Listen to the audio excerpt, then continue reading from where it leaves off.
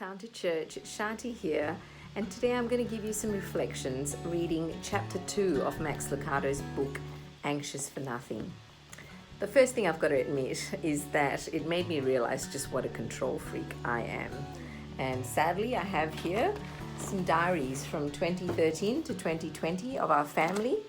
In each one of those diaries, I have columns for our family members, and it tells me on a day-by-day basis where they are and what they're doing.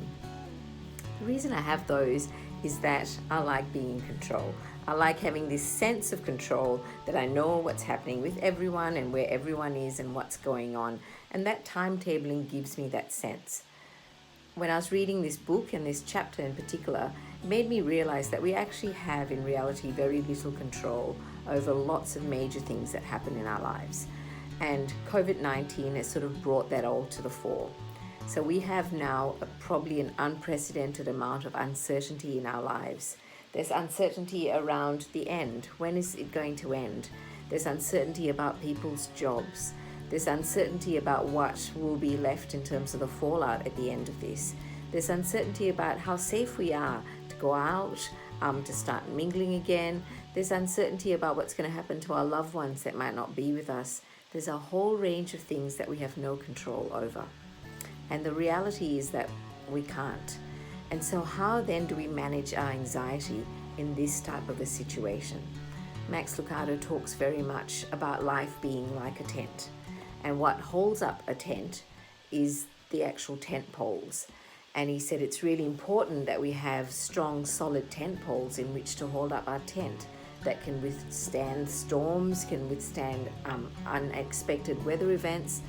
And I want you to reflect today on what are those important poles in your life that are holding up your tent. And he talks about a really important thing, and that is to have your main tent as being your God, your sovereign God. And he talks and describes God in this way. He says, our God is King, supreme ruler, absolute monarch, and overlord of all history. An arc of his eyebrow and 1,000,000 angels will pivot and salute. Every throne is a footstool to his.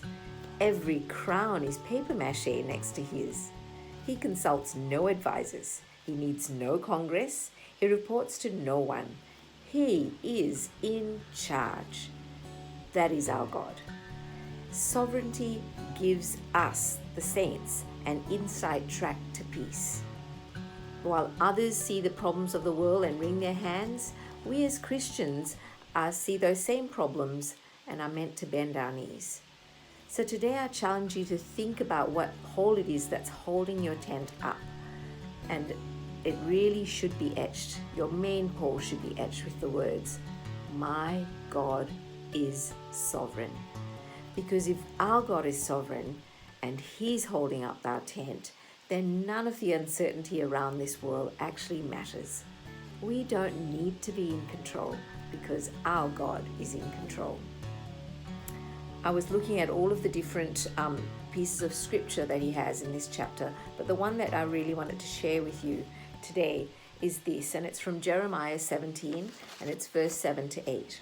And it said, blessed is the man who trusts in the Lord, and whose hope is the Lord.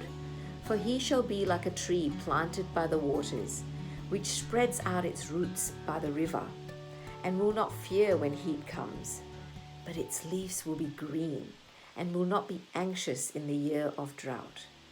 My friends, 2020 has been a difficult year, and in many instances has been a year of drought. But this beautiful picture gives us this idea of this tree planted next to the waters, next to the river, and that has to be for us, our God, his word, which is a living word, that we are to drink deeply of, that we are to plant our roots deeply into, because that is what is going to hold us in good stead during this season. I love you all, and I just hope that this has given you some ideas about how we can manage the situation we find ourselves in, and to manage that anxiety by putting our trust in God and making that tent pole say, My God is sovereign.